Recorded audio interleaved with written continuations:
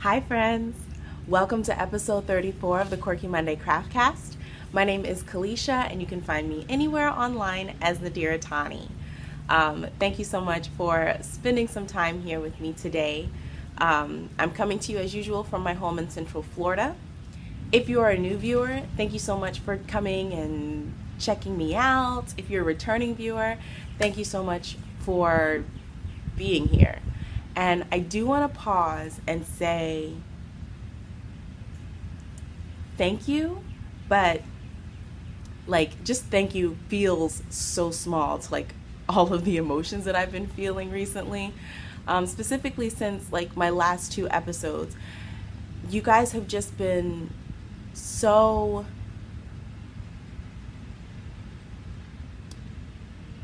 uplifting for me. Just getting messages, of people telling me that they appreciate what I'm doing has just been so encouraging. Because, me personally, I tend to get down on myself and be like, oh, you're just little Kalisha talking to her little camera and making stuff with string, but it's bigger than that, and that's what I'm seeing. I'm seeing the interconnectedness of people, and that is just blowing my mind in such a beautiful way. So I really, really honestly am so blessed to have this podcasty, craftcasty thing in my life, and it's amazing. And thank you so much for making this an experience for me, because without you guys, I'd literally be talking to myself. Not that I don't talk to myself on a regular basis, but you know what I mean. So thank you so much for being here. Thank you so much for commenting on the videos and sharing your, positive moments and your stories and your experiences and things like that. Thank you for sharing tips. Whenever I have crafty problems or anything, thank you for interacting with me on here and on Instagram. Just thank you. So I've been talking to my husband and my mom just about what I'm experiencing being on here, and they're just wow, this is actually a thing. I think when I first started this, both of them were just kind of like, that's cute. But being able to brighten the corner where I am has been amazing. My word of the year is actually radiate. And I chose that as my word of the year because I wanted to put myself more out there. I wanted to share my crafting. I wanted to be a bright spot on wherever I am. I wanted to share that positivity and spread that. And what has been the most amazing thing so far is that I actually have not been focusing on it. I've not been saying, okay, Kalisha, what ways can you radiate positivity into the world today? I haven't been conscious about, my word of the year. But what I'm seeing happening is that even though I'm not consciously making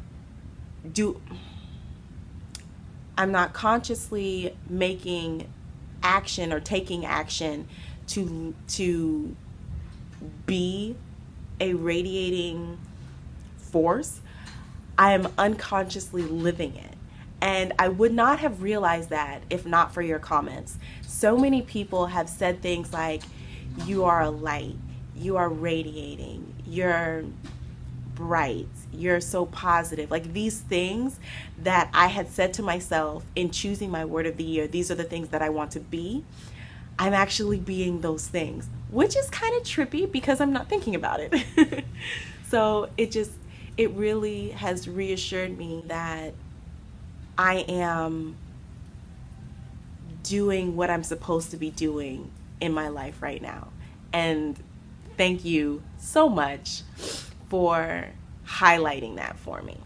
Before I get too like sappy in this, let's get to the crafting.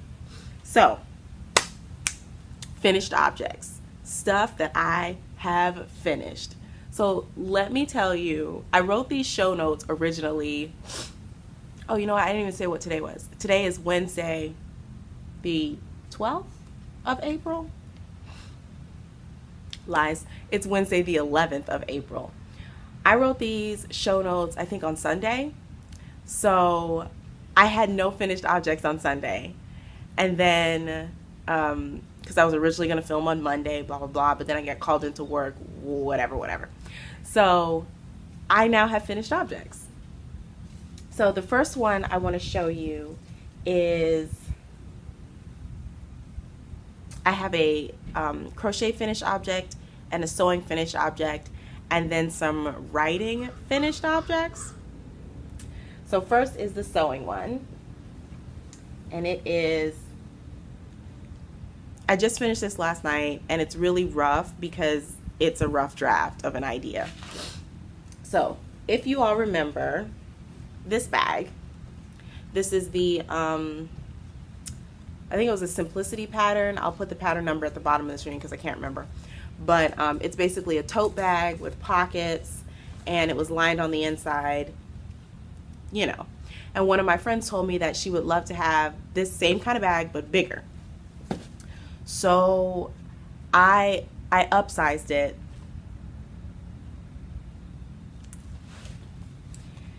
And this is what I came up with. It doesn't look that big. That's a lie, because this is my face.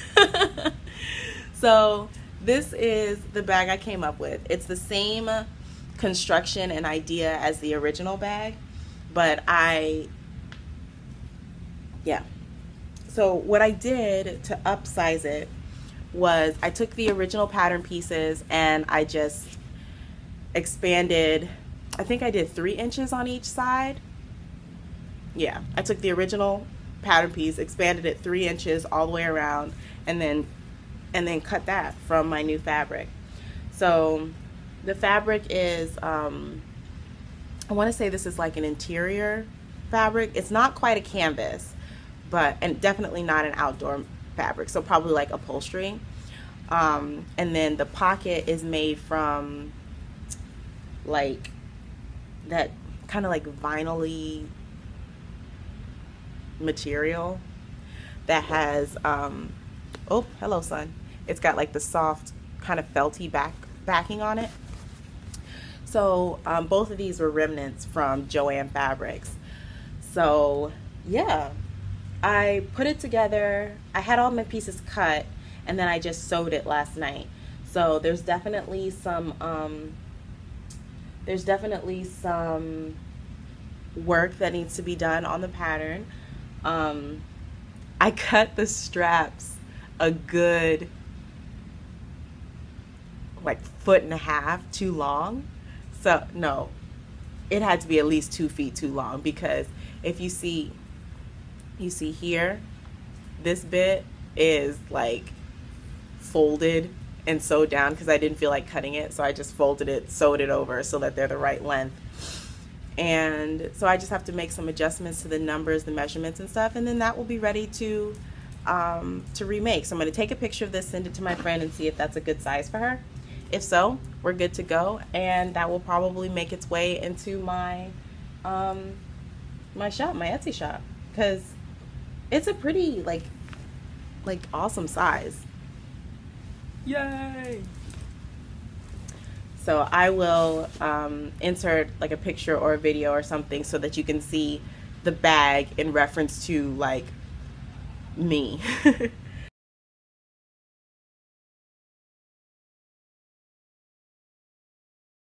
So I'm also going to be using it today when I go to work so that I can see like if it works functionally. So that's the first finished object. The next finished object, none of the ends are woven in because I just didn't feel like it. But let me make sure I show you the right side.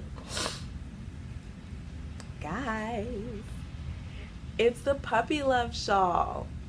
Look at it. It's ginormous. So this is the like once I get all the ends woven in and everything, I'm going to take pictures for the pattern, but this is the pattern sample for my Puppy Love shawl. And it's made from worsted weight. I love this yarn from Hobby Lobby in 3 colors. This is ivory tweed, black, and toasted almond. So if you remember, the Puppy Love shawl is a pattern that I have been developing, and it features this section here, which is a crochet brioche technique. So on the front side, or the main side, you see the toasted almond, and then on the back side it is the black. So there she is. And the colors are in honor of my 2 puppies, which one is hanging out over here, Kiva is hanging out over here, and it sounds like Tootie is hunting through the bushes. But the black is for Tootie, the toasted almond is Kiva, and then the white with the flecks or the tweedy bits is for both of them. Correction, Tootie is not hunting through the bushes, she is rolling around in the dirt. Tootie is a dirt fairy. So yeah, this is the finished shawl. I finished it a couple days ago. I pinned it out because I wanted to see how big it was. Because I upsized is the word of the day. Because I went from the original shawl, when I just freestyled it, was made from DK weight yarn. This one is made from worsted. Now, because of that, it is bigger. It is, oh, I'm trapped, help! From tip to tip, it measures about 6 feet and change. And then for the deepest part of the triangle, it's about 2 feet. So it's a biggin. And I'm super happy about that. I love how when you have the crochet brioche with like such a high contrast of using like the black and the tan, like the second color or whatever the color is on the back side peeks through, so it gives it this like speckly effect, which is super cool. Yesterday I went through and I typed up the pattern. So testers, the day has come. I'm gonna have to go back through my emails and get all of your emails so that I can send you a copy so that you can start working on it. This is how much I had left of my colors. So this is how much is left of the toasted almond, and I wrote down these numbers. One moment. Here we go. Okay, so of the toasted almond, I used 200, that's a lie. I used 126 grams. The original ball was 200 grams. So 126 used. The black, I used 141, and the tweed, I used 89. So what I'm gonna do in the pattern, I'm just rounding up to the nearest 50. So at minimum, to make this shawl in the shawl gauge, or the gauge that I made it in, 150 of each of your main 2 colors, and then 100 of your 3rd color. So however your yarn works out. So guys, I'm so excited. I'm so freaking excited that this is done. Like, I feel accomplished. I feel like I really did something, you know, and not like, oh, hello Tootie, you've come to sit on my notes. Okay, you little dirt fairy, thanks. Good thing I'm not wearing this to work. This is Tootie. I love you too. Don't you lick me in the face. Okay, you stink. Okay, so like I feel super accomplished with this. It's just, I feel relieved that the pattern is done. This is the third, let me put this down. This is the third iteration of the Puppy Love shawl that I've made. The second that I made from my actual pattern. So I'm fairly confident in all of my numbers and my stitch counts and everything like that. So my main concern with feedback from the testers is going to be if the instructions are understandable. And I pretty much went through the whole pattern out loud, making sure that it made sense, and then crocheting the steps not from memory. Because I find that one thing that I happen to do a lot is when I'm designing something, because I know what I'm supposed to do, I just do that. I don't necessarily follow the pattern. So with this one, I followed the pattern. So fingers crossed, testers won't have any like hiccups or anything. And if they do, it'll be hopefully something easy to fix. So yeah, those are my two finished objects. I'm gonna take this off now because it's hot and I don't want to get so much dog hair in it. Dog hair is like glitter. Story of my life. All right, Toots Boots, are you gonna stay up here? I take that as a yes. All right. Oh, no? You're leaving? Okay, I love you. Bye-bye. All right, so the last thing I wrote on my finished objects, on the finished things list were my NaPoWriMo poems. NaPoWriMo is National Poetry Writing Month, which is April. So my personal goal for April is to end the month with 30 poems, which ideally I'd be writing a poem a day. That's not happening. I mean, whatever. So far I have 4 poems done. I'm not going to read the NaPoWriMo poems on here because, I don't know, I feel like they wouldn't fit. I'm going to post them on Instagram, so if you want to read my poems that I'm writing for National Poetry Writing Month, you can go over to Instagram and they will be on there. I will mention one of them that I'm super proud of. It is, what form was that? It's the Pallades poem form, and the poem has a one-word title, and then the body of the poem is 7 lines. Each one of those lines has to begin with the same letter as the title, and each line can only be 6 syllables. So I wrote this poem last Sabbath when I had to escape to the car because a lot was happening after church. There was like a birthday party and all this other stuff, and I just needed a moment of quiet. So I decided to write the poem with the title Quiet. So every line of the poem had to begin with the letter Q. Part of me said, Kalisha, why don't you just change the title? It would be so much easier. The other part of me was like, nah, bruh, challenge accepted. So I have a poem that's written all beginning with the letter Q. Maybe I'll read that one. I'll read that one because I'm super proud of it. So it's called Quiet. Quickly the noise settles in, quarries through my head and quaffs peace like so many quarts of beer. It's on a quest to swallow me whole, quilt me in its den, Some quiet is all I need.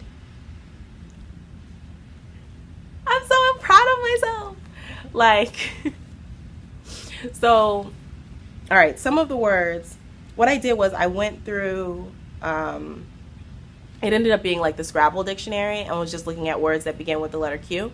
And I would click on like the different words that I liked to see what their meaning was. And then I kind of crafted my idea around those words. So, of course, I feel like the poem is pretty simple. Like, there's a lot of noise. It's trying to swallow me up, but I just need to get away. So, new words that I learned that I put in this poem. Quaffs is to like drink something in, like with joy and revelry.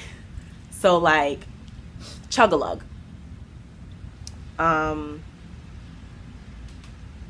Yeah, that's the only new word. So I was super proud of this, and I'm going to see if I can show this to you without the sun getting crazy. So this up here is my first draft of it, and then here's my list of keywords that I thought I might use. So I was writing out my lines and then counting the syllables and making sure that that all worked, and then I rewrote it so that it was legible. So yeah, there's my Pallades poem. That is all of my finished objects, and that'll move us on to works in progress. Nothing new. I still have those jelly bean socks still on the heel. I just haven't felt like doing that heel yet, so I didn't. They're just hibernating right now. This is how far I've gotten on my braiding party hat, the slouchy version. And it is taking forever, guys. Like, oh my goodness. How many did I add?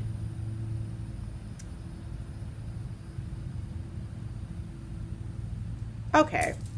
It's basically twice as big as the other one, so it kind of makes sense that it would take so long, but ooh, it's taking a long time, y'all. And I'm losing steam. I'm losing steam. I'm gonna have to measure and see how much longer I'm gonna need to do the body before I do the decreases. But yeah, I'm still working on the first ball of Joy Decay, which is surprising. Uh-oh, don't drop a stitch. Hold on. Yeah, okay. I'm still working on the first ball of Joy Decay. For some reason I was like, oh, I'm gonna run out of yarn, so I bought another one, but I may just end up taking that one back and exchanging it for another color, because I think I'm good. I think I'm good. So yeah, there's nothing else that I can really want to say about this hat. It's still on the needles.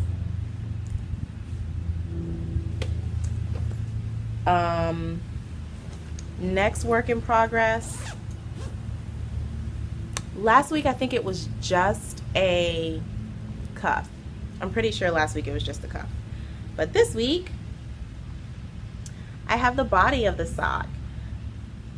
And this pattern is the Exceedingly Vanilla Sock pattern by Amanda. Can't remember her last name, but it's going to be on the screen. But yeah, so I am knitting this sock for, originally I was participating in the Exceedingly Exceedingly Vanilla cowl, but I joined too late and it was over like within a week of me starting. So can't do that. But I'm also participating in the Stripy Socks cowl by Candace of Pin Feathers and Pearls. So let's talk about this pattern. It is very vanilla. Like, so far there isn't anything new that I'm doing. Same type of ribbing, just regular body. It's a 64 stitch. I'm 2.25 needles as usual. The only difference between this and what I normally, or how I normally knit my socks, is this one is a heel flap and gusset. And I'm like maybe a little bit more than halfway into the heel flap, and I remembered, oh, this is why I don't like knitting heel flap and gusset, because they take so freaking long. Oh my good Lord. Ugh! I feel like this is never going to be done. This heel flap, how close can I get without the sun eating it? Oh, we're good. Oh, we're good. So this heel flap has the garter edges like you'll see in the Hermione's Everyday Sock, and then the flap is just a regular slip stitch heel flap. So I think I have a couple more rows to do on the heel flap, and then I'll do the heel turn, and then I'll start with the bazillion gusset stitches. What can I do? This is the yarn that I'm doing my cuff, heel, and toe in. It is Trekking Sport in the coral colorway, and this is the body yarn. Oh no, where's my label? Don't know. This is knit 1, crochet 2, maybe, could be lying, but it's definitely the Coral Sea colorway, and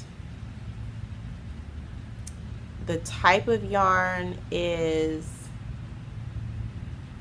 the Skinny Stripes. It's an 80-20 superwash merino nylon mix. Oh, 75-25 superwash merino, or superwash wool nylon. Yep, I'll be knitting on these forever. That's all I have to say about it. And both of these projects are living in Quirky Monday Crafts project bags. This one is a wide mouth bag, and this one is a large bag. There's some of both type in my shop. And that's everything for works in progress. Let's move on. Move right along. Next up is maker plans. I have 2 things on maker plans. The first, which will be easiest to show, is I want to make another Orion beanie, and this is my Orion beanie. Like, this is my favorite type of hat to wear. Like, absolute favorite. I have this in a bazillion colors, and by a bazillion I mean like 7. But I want to make another one of these out of, where'd it go? Out of the ivory tweed leftovers from my Puppy Love shawl. So this colorway, this hat, it's gonna happen. So it takes me like maybe 30 minutes to whip up one of these. So I might actually take this to work with me, and in any of the downtime make that hat. That might happen. Who knows? Who knows? Possibilities. The next maker plan is my my plan for the As Seen on TV cowl, which is a crochet or knit along that is being hosted by me and Melody of the Melody Crochet podcast, where you, as the participant, would find a crochet or knit item from a movie or TV and recreate that. So I will be recreating the Afghan that is seen on like the back of one of the living room chairs in the movie South Side with You. I will put up a picture because I watched the movie again. Well, I didn't watch the whole movie. I fast forwarded through the movie until I saw the Afghan, and I took some pictures of the screen. So I'll put those up so that you can see the Afghan blocks.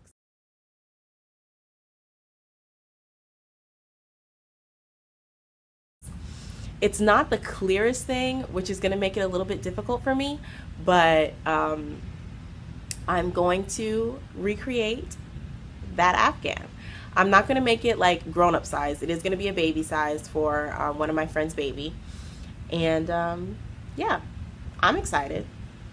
I have faith in myself. If you've watched this podcast for any amount of time, you know that I have faith in myself when it comes to making things. Sometimes that faith is like misplaced, but whatevs. I'm gonna do it. So details will be down below about the As Seen on TV cowl. Chatter thread is being hosted by Melody in her Ravelry group, and then the finished object thread will be hosted in my Ravelry group. And that's everything for maker plans, really. I've been itching to like start a bunch of things, but I'm restraining myself because I know that Afghan is in my future, and I'm gonna need to put in a lot of work with that because it's pieced and it's not for me. And I do find that when I'm making things that are not for me, it takes me longer because I'm like, I'm not gonna have this anyway. I don't get to enjoy this project. I want to make something. I want to work on something that I get to enjoy. I'm a selfish knitter. Next up, I feel like I'm just zooming right along.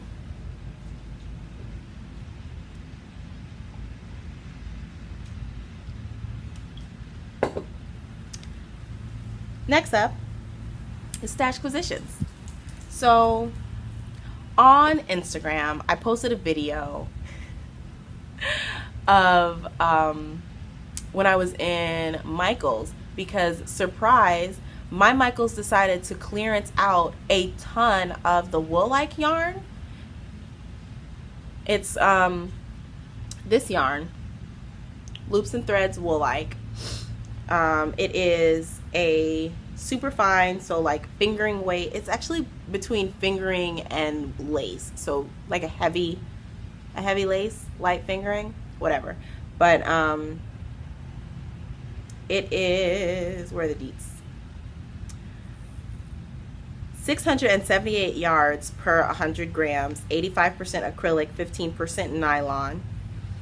And Michael's is clearancing. I don't know if all Michael's is. I don't know if all Michael's stores are clearancing out these colors, because I posted the video on Instagram and a bunch of people were like, oh man, let's go see if my Michael's is doing it too. And so far nobody else is doing it. So I don't know why my Michael's is deciding to be the unicorn amongst horses and just clearance out this yarn.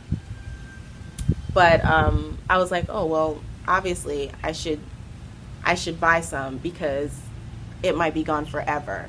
So I picked up these. I have a couple other full balls in my stash. These actually look really nice together, like nice and jewel toned. But I'm really thinking about knitting a fingering weight sweater. I feel like that's gonna take me like forever. But I kind of want to do it. Like, right, Tootie? You want a sweater? No? Okay. Tootie doesn't want a sweater. You don't want a sweater? No? Okay. So yeah, that is the only yarny stashquisition that I have. The other stash, Tootie, why are you being so like needy right now? Because I'm talking to somebody that's not you? All right, okay, yes ma'am, you're loved, you can have the snuggles. All right, so see if I can do this one-handed. So I occasionally go thrifting, and I don't go as much as I used to, but whenever I do go, I love checking the jewelry section to see if there's any like pins or brooches or clover themed anything, because I collect clover themed anything. And yesterday I found this pin.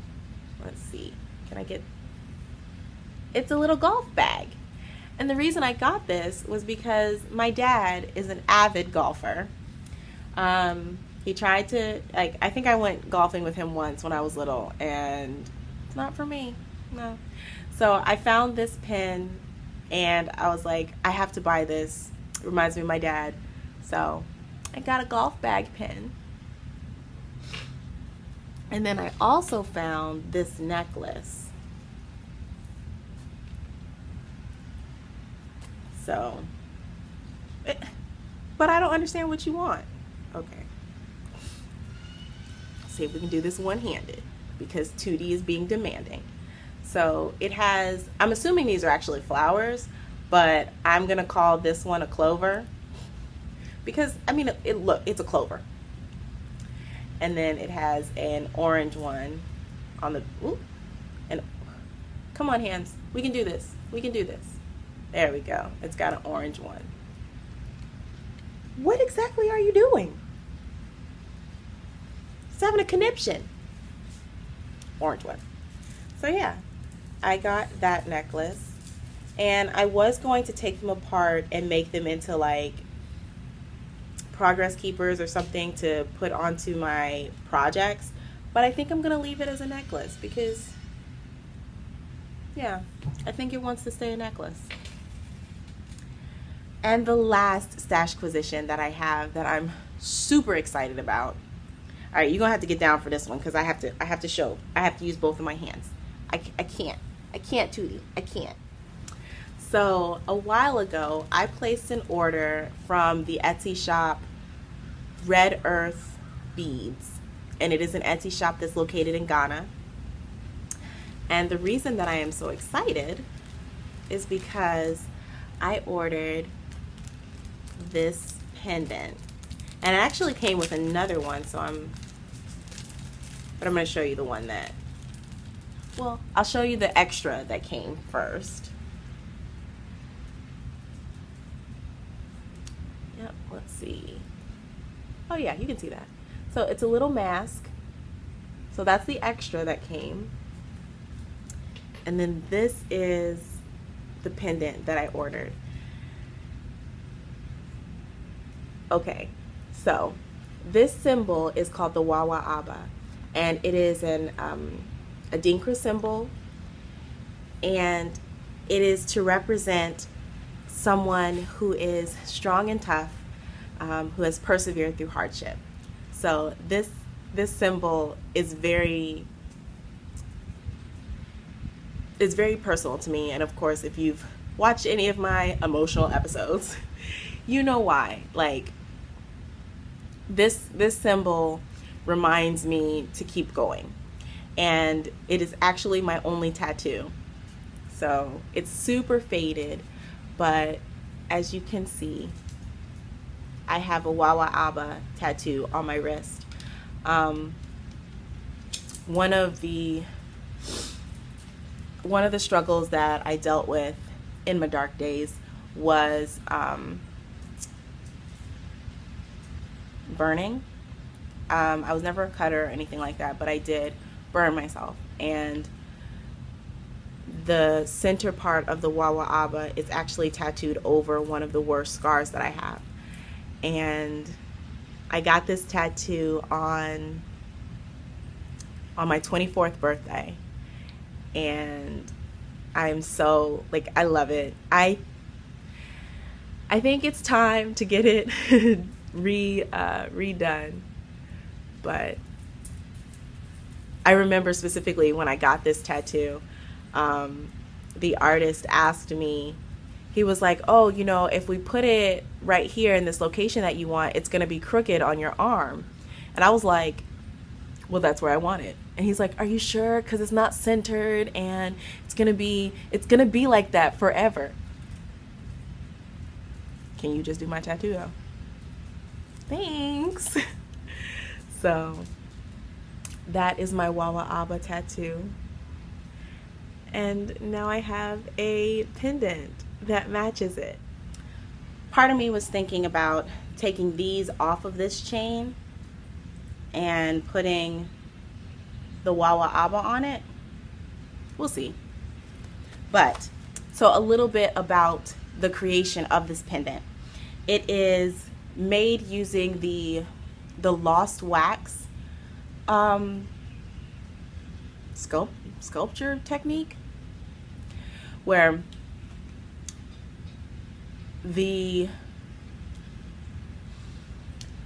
item is made, or the pendant is made from wax, like carved out of the wax, and then a cast or a mold is put around it, and then the wax is melted out, so the wax is lost, and then into that mold, so into the space that the wax leaves, the brass is poured. So I'm gonna put up some pictures because I don't think you'll be able to see. Nah. Well, you kind of can. So you can see there's lots of like little imperfections in the texture of the metal in there. Oh yeah, you can see it really well from that angle. But it's a traditional type of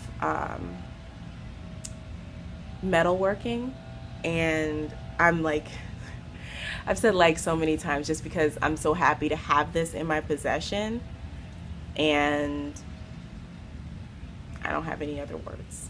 So yeah, this is one of the best stash acquisitions that I have gotten in a really long time, and I'm so glad that it's here.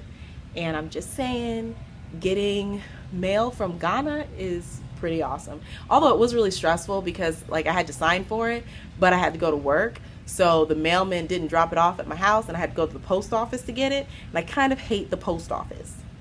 Just a little bit. A lot of it. So yeah, that's all of my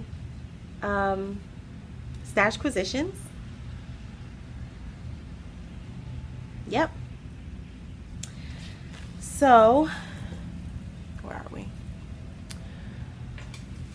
The last couple sections are black fibers, black threads, and life and whatnot. So for black fibers, black threads, I want to talk about this crochet designer and artist that I came across on Instagram. His name is Nacinimod Deodee, and I'll put his Instagram handle at the bottom. I came across him while scrolling on Instagram, and the user CC's, it's either CC's Crochet Closet or CCS Crochet Closet, had posted some videos of his artist talk that he recently had at Nitty City in New York, and it was so inspirational just looking at his work.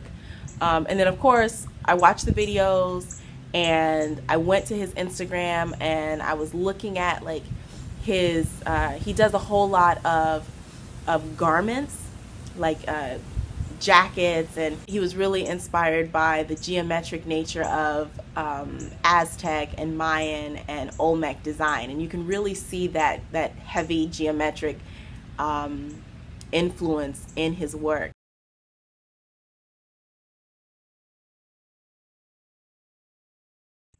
One thing that I saw, you know, that you see immediately upon looking at any of his creations, is that he uses tapestry crochet, where it's a color work technique that's used in crochet that's not stranded. So in stranded crochet you have the floats that run behind the color changes. With tapestry crochet, your float is, you crochet over your float so that both sides are neat and tidy. So he does a lot of work with tapestry crochet with his, you know, color work, but then he also does surface crochet. So where he will have like two color blocks, like the two colors in the tapestry crochet bit. Then he will have a third color that is like a surface chain between them. So you get this three-dimensional effect of that surface chain, but also an additional color which highlights the line between them, and it's amazing. It's amazing. Like, I was looking at his work like, bruh, this guy is really dope. And so in reading about him, like watching his interviews, I will link to some of his interviews that I did watch in the down bar. I found that he's made crochet pieces for some of my favorite musical artists, like Erykah Badu, Music Soul Child, Talib Kweli. Like, a lot of his work was worn by various people in the neo soul movement. So that was really awesome. So of course, you know, I'm like, oh man, I love the way that this guy uses crochet and how he creates and everything like that. But then I'm like, on top of that, he likes the same kind of music I do. It's like a whole nother level of awesomeness. No, but he's just, I kind of got swept away talking about how awesome his work is and didn't give you any history on him. But he is, he grew up on the island of Dominica, and he, in his interviews, was saying how he learned crochet from his mom and his aunt. They always were doing like a lot of doily work and other crochet work. And so he said, he was saying, like, living in the Caribbean and on the islands, and people in general are very creative. You learn to create with your hands from an early age. And he said just the energy of the island, of island life, fostered that creativity. And one thing I noticed in listening to his interviews, he speaks a lot about vibes and vibrations, and the different vibrations that you get from people, and being honest or being true to your own vibrations. And it just makes me think, like, you know,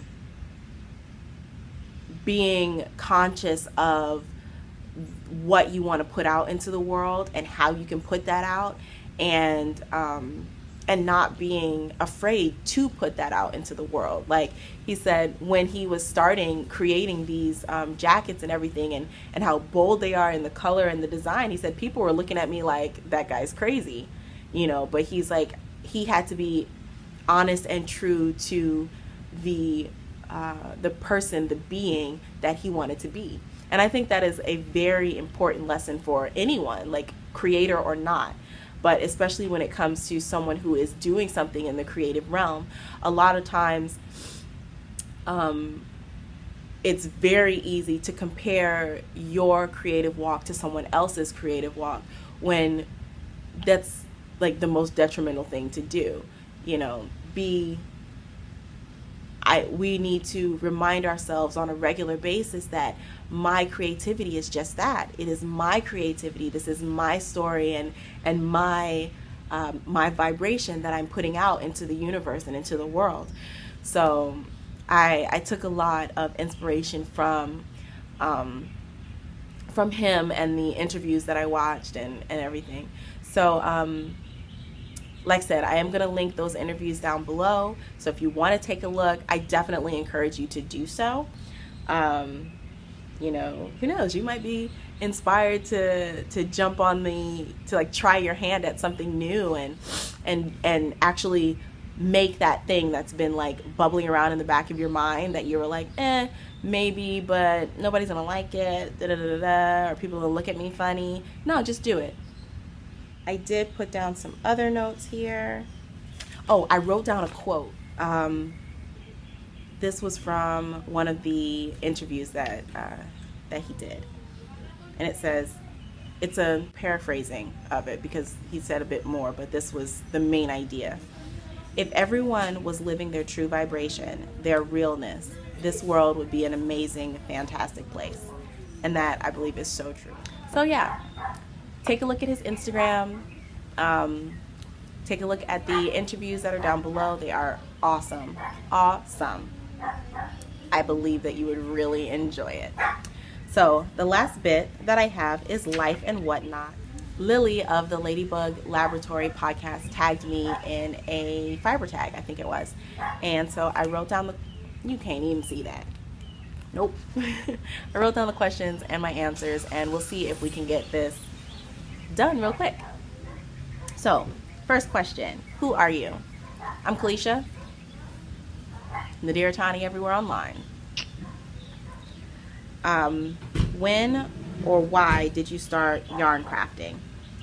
I started crocheting in the 7th grade. My mom taught me. She taught me how to do the chain stitch and how to do the double crochet. And I made a blanket.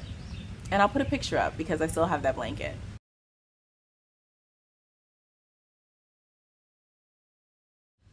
I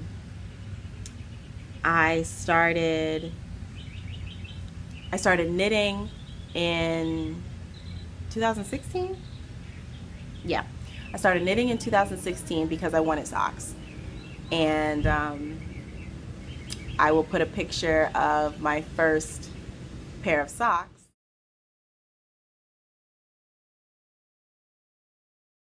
Which I gave to my mom because they don't fit me. And the other piece of yarn crafting that I do is I spin a little bit. I learned how to spin in 2013 at a arts festival called Panoply in Huntsville, Alabama. There was a lady out there demonstrating spinning, and she taught me, or she showed me how to do a drop spindle on one made with a dowel and a CD. So that's what I learned to spin on. What is your favorite or proudest make?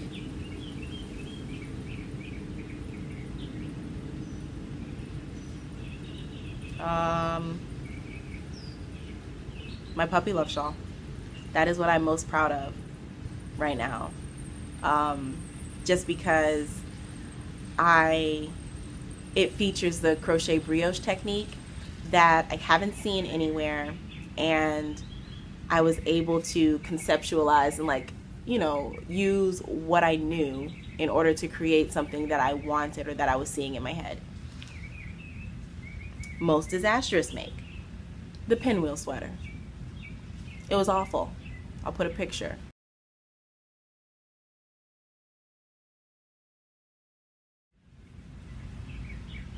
It's still garbled up in a ball somewhere in there. I can't even look at it right now.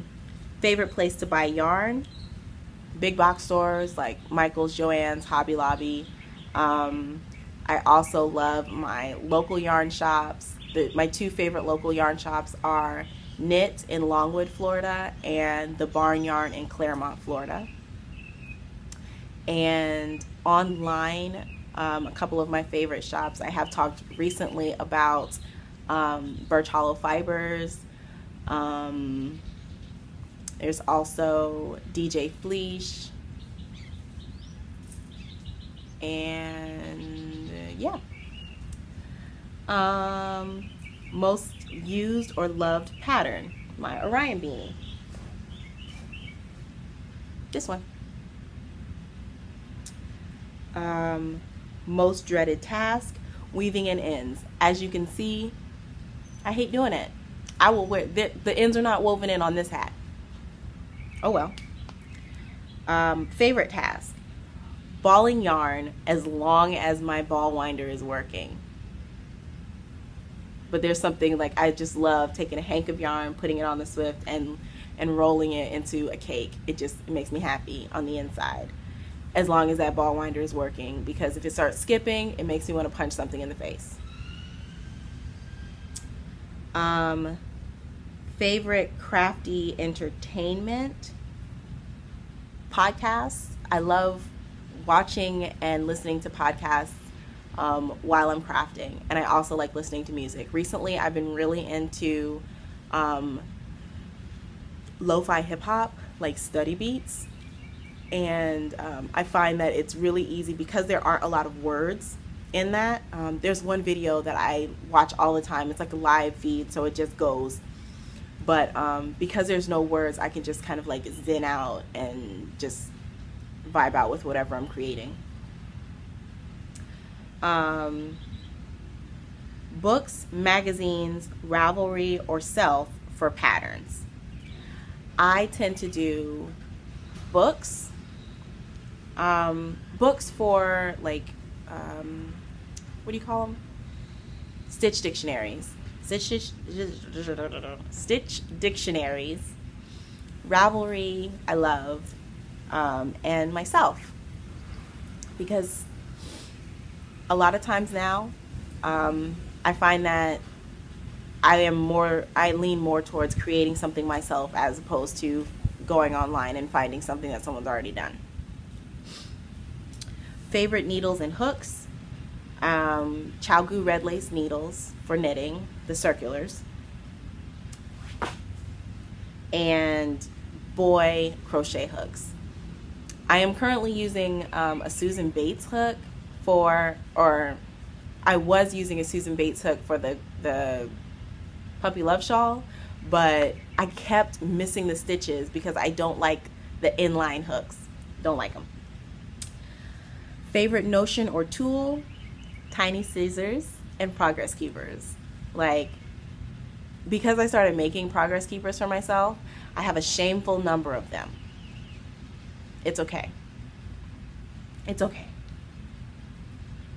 Current favorite project. Do you mean like, okay, if it means favorite work in progress, like that's going currently,